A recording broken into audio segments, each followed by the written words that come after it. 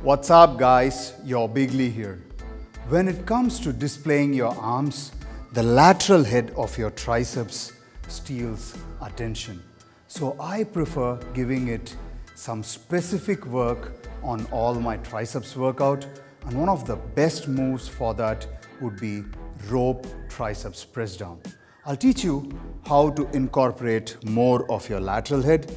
Most of the people use rope as another handle and then press it all the way down straight. But when you're doing so, you're not engaging enough of your lateral head. To engage the lateral head, you press the weight and move your pinky finger outwards.